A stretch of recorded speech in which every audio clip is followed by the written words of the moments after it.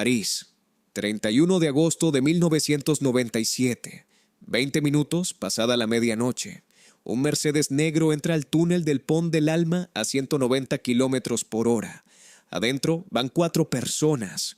Uno de ellos conduce con el triple del alcohol permitido en sangre. Otro es Dodi Al-Fayed. Otro es el guardaespaldas Trevor Rhys-Jones. Y la cuarta persona, la que el mundo entero conoce, la que lleva su cara en tazas y carteles y portadas de revista desde hace 16 años, es Diana, princesa de Gales.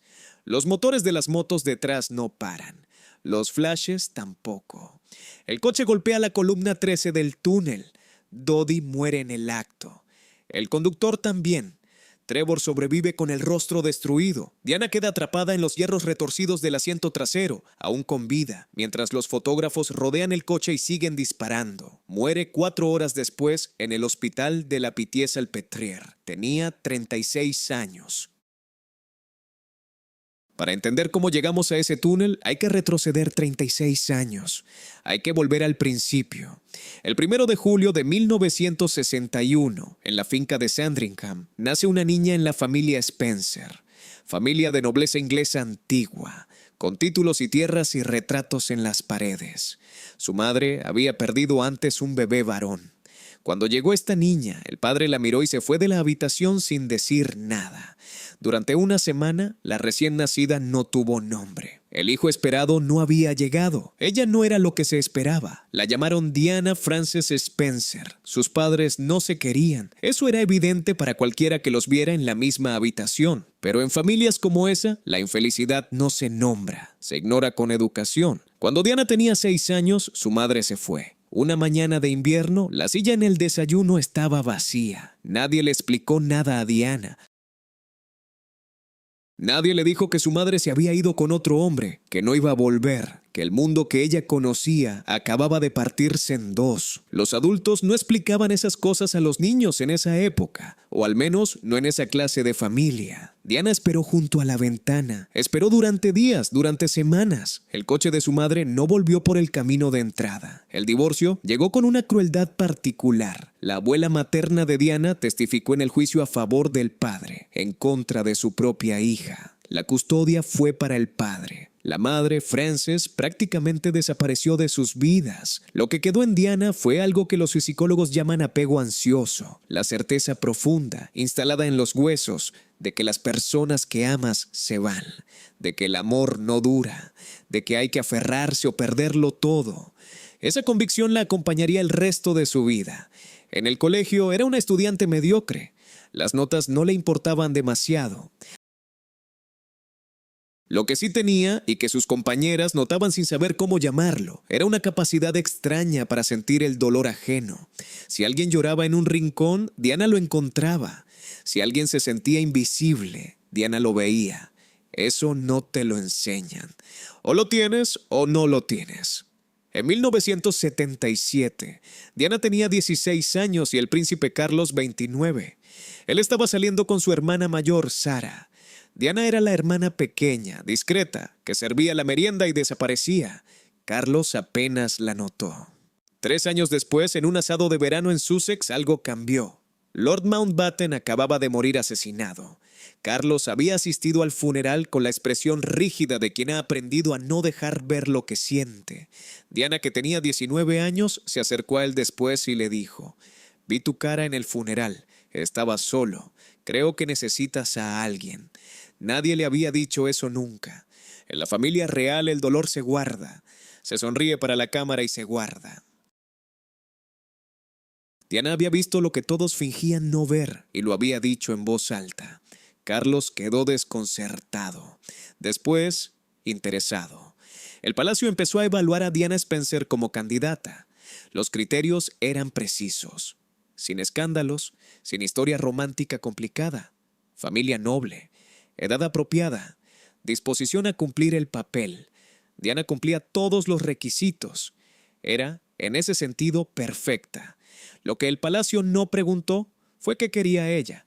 En febrero de 1981, Carlos le propuso matrimonio en el castillo de Windsor.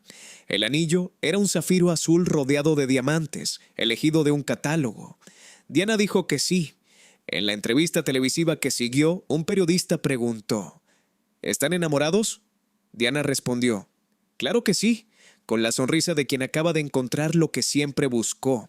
Carlos respondió: whatever in love means. Lo que sea que estar enamorado signifique. Tenía 29 años, era el heredero al trono. Y llevaba años enamorado de otra mujer. Esa mujer era Camilla Parker Bowles, casada, sin posibilidad de ser princesa según el protocolo de la época, e irrenunciable para Carlos. Camilla era quien lo conocía de verdad. Carlos nunca la dejó, ni siquiera cuando se comprometió con Diana. 2 semanas antes de la boda, Diana encontró un brazalete con las iniciales de Camilla entre las pertenencias de Carlos. Era un regalo que él le había encargado. Diana preguntó. Carlos no negó nada. Esa noche, Diana no pudo comer. Esa semana empezó a vomitar después de las comidas. Era la bulimia instalándose, silenciosa, como una forma de controlar algo cuando todo lo demás se escapaba de las manos. Llamó a sus hermanas. Les dijo que no podía casarse, que todo era un error, que se sentía atrapada. Sus hermanas le dijeron: tu cara ya está en las tazas y en las toallas. No hay vuelta atrás. El 29 de julio de 1981, 750 millones de personas en todo el mundo vieron la boda. Diana tenía 20 años. Durante la ceremonia, confundió los nombres de Carlos y los recitó en el orden equivocado. Nerviosa, o quizás algo más que nerviosismo. En la luna de miel, Carlos llevó consigo su agenda personal. Dentro había fotografías de Camilla. En 1982 nació Guillermo. En 1984, Enrique. Diana los crió de un modo que escandalizó discretamente al palacio. Los llevaba a McDonald's, dormía en sus cuartos cuando tenían pesadillas, los abrazaba en público. Para la monarquía eso era casi subversivo. El mundo, en cambio, adoraba verlo. En cada gira oficial las multitudes se agolpaban del lado de Diana. Ignoraban a Carlos. Él lo sabía. Lo llamaba el circo, y lo decía con una rabia que no se molestaba en disimular cuando no había cámaras. En abril de 1987, Diana visitó el primer hospital de Londres dedicado a pacientes con SIDA. La enfermedad era nueva, aterradora, y rodeada de un miedo que se había convertido en crueldad social. Los enfermos morían solos porque incluso sus familias tenían miedo de tocarlos. Diana entró a la sala, extendió la mano y le dio la mano a un paciente sin guantes, sin distancia, sin ese gesto de repulsión contenida que la gente mostraba sin querer. Un fotógrafo lo captó. Esa imagen dio la vuelta al mundo y cambió, de forma medible, la percepción pública de la enfermedad. Un gesto, sin discurso, sin campaña, sin asesores. Mientras tanto, en el interior de la familia real, el matrimonio se desintegraba. Carlos seguía hablando con Camilla cada noche. Diana lo sabía. En 1989, en una fiesta, Diana se acercó a Camilla y se lo dijo directamente. Sé lo que está pasando entre vosotros. Camilla la miró con calma y respondió: tienes 2 hijos preciosos. ¿Qué más quieres? Diana fue a ver a la reina. Isabel II la escuchó y le dijo: Carlos, es imposible. No sé qué se puede hacer. Y con eso quedó todo dicho. Hay un momento en que una persona decide dejar de callar. No siempre es dramático. A veces es simplemente el punto en que el miedo a seguir callando supera el miedo a hablar. Para Diana, ese momento llegó en 1992. Llevaba 11 años dentro de la familia real.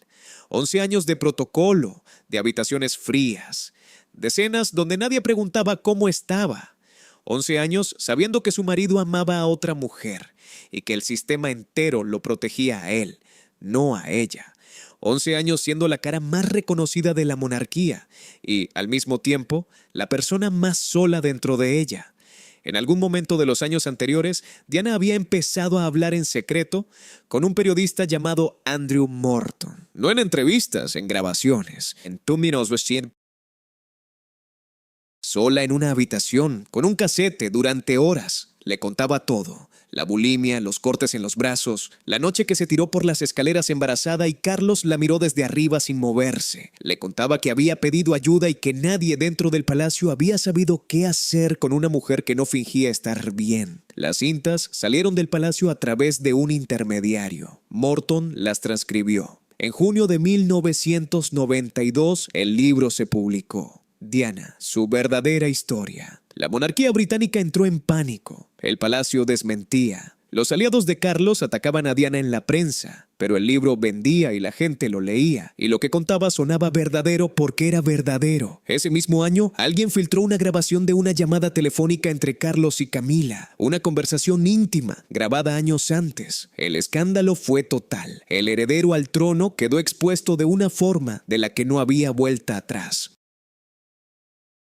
El 9 de diciembre de 1992, el primer ministro John Major anunció en el Parlamento que el príncipe y la princesa de Gales iban a vivir separados. No era divorcio todavía, pero ya era el fin. Lo que siguió fue una guerra fría con artículos de prensa como munición. Cada bando filtraba historias, desmentía versiones, usaba periodistas como intermediarios. Diana era tachada de inestable, de manipuladora, de incapaz de cumplir su rol. Carlos era retratado como víctima de una mujer difícil. El palacio tenía más recursos, más contactos, más años de práctica en manejar narrativas. Pero Diana tenía algo que ellos no podían comprar. La gente la quería. En noviembre de 1995, Diana hizo la jugada que nadie esperaba. Sin avisar al palacio, sin pedir permiso, sin consultarlo con nadie dentro de la institución, se sentó frente a una cámara de la BBC y habló durante 1 hora con el periodista Martin Bashir.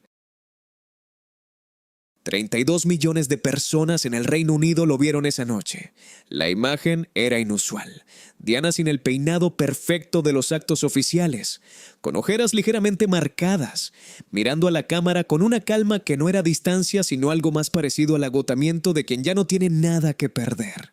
Habló de la bulimia, habló de la soledad, habló de Camila con una frase que al día siguiente estaba en todos los idiomas. Éramos 3 en este matrimonio. Era un poco apretado. Y dijo algo más. Dijo que no quería divorciarse para desaparecer, que quería ser una reina en el corazón de la gente, aunque no fuera reina con título, que quería usar lo que le quedaba de visibilidad pública para hacer algo real en el mundo. La reina vio el programa. 1 semana después les envió una carta a ambos, una sola palabra como instrucción: divorcio. En agosto de 1996, el divorcio se firmó. Diana perdió el título de Su Alteza Real.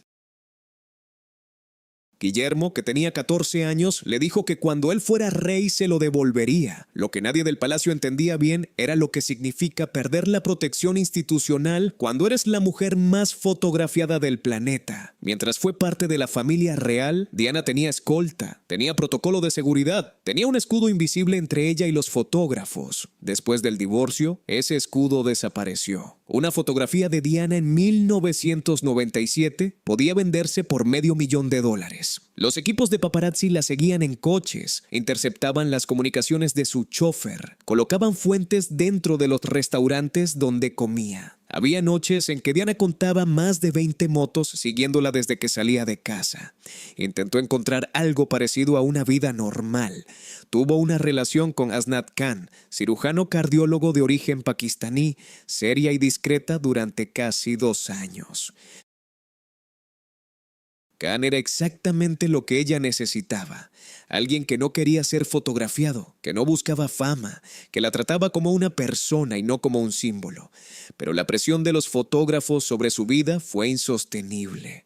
Se separaron a mediados de 1997.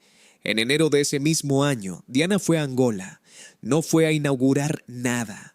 Fue a caminar por un campo de minas activo, con un chaleco antibalas, junto a los técnicos que desactivaban los artefactos enterrados durante la guerra civil. Se arrodilló junto a los supervivientes. Escuchó a los niños que habían perdido piernas. Los políticos británicos la llamaron una entrometida. Dijeron que los temas de política de armamento no eran asunto suyo. Uno de los miembros del gobierno la describió como un misil guiado de bajo vuelo. Ella respondió que no sabía nada de política, pero sí sabía lo que veía. 3 semanas antes de su muerte, hizo el mismo viaje a Bosnia. El 3 de diciembre de 1997, meses después de que Diana muriera, 122 países firmaron el Tratado de Ottawa, que prohibía la fabricación, el almacenamiento y el uso de minas antipersonales. Ella no vivió para verlo. El verano de 1997, Diana aceptó una invitación de Mohamed Al-Fayed para pasar unos días en su yate en el Mediterráneo. Ahí conoció a Dodi, el hijo de Al-Fayed. La relación que empezó entre ellos era difícil de clasificar. No era el amor que había sentido por Hasnat Khan, pero era algo. Compañía quizás, o simplemente el alivio de estar con alguien que tenía suficiente poder y dinero para protegerla un poco de los fotógrafos. El 30 de agosto de 1997, Diana y Dodi estaban en París. Cenaron en el Hotel Ritz, propiedad del padre de Dodi. Afuera del hotel había aproximadamente 30 fotógrafos esperando. Para salir, decidieron usar una salida trasera y cambiar el coche a último momento. El conductor asignado al trayecto fue Henry Paul, jefe de seguridad del hotel. Lo que ninguno de los que subieron a ese coche sabía era que Henry Paul había bebido esa noche. A las 12:23 de la madrugada del 31 de agosto, el Mercedes entró al túnel del Pont del Alma. Diana murió a las 4 de la mañana en el hospital de la Pitié-Salpêtrière, después de 2 horas de cirugía. Los médicos no pudieron detener la hemorragia interna. Semanas antes de morir, Diana había enviado una carta a su abogado y otra a su mayordomo, Paul Burrell. En ambas decía lo mismo. Tenía miedo de que alguien organizara un accidente de coche para hacerla desaparecer. Se desconoce si eso fue lo que ocurrió. Las investigaciones oficiales concluyeron que fue un accidente, pero la carta existe, y el miedo que describía también. En los días siguientes a su muerte, 60 millones de flores se depositaron frente al Palacio de Kensington. El olor a rosas y claveles se podía sentir a cuadras de distancia. La reina tardó 5 días en hacer una declaración pública. 5 días de silencio mientras el país se partía de dolor y de rabia. Los periódicos preguntaban en sus portadas, ¿dónde está nuestra reina? La institución que Diana había cuestionado demostró en esa semana que ella tenía razón en cuestionarla. El funeral fue el 6 de septiembre. 2.500 millones de personas lo vieron por televisión. Sobre el féretro había un sobre escrito con letra infantil, una palabra, mamá.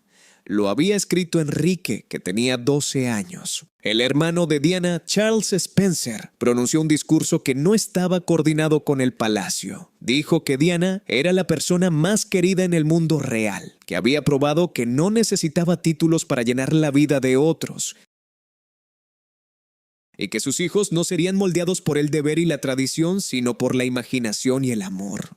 Los aplausos empezaron fuera de la abadía de Westminster y fueron entrando poco a poco, como una ola, hasta llegar al interior.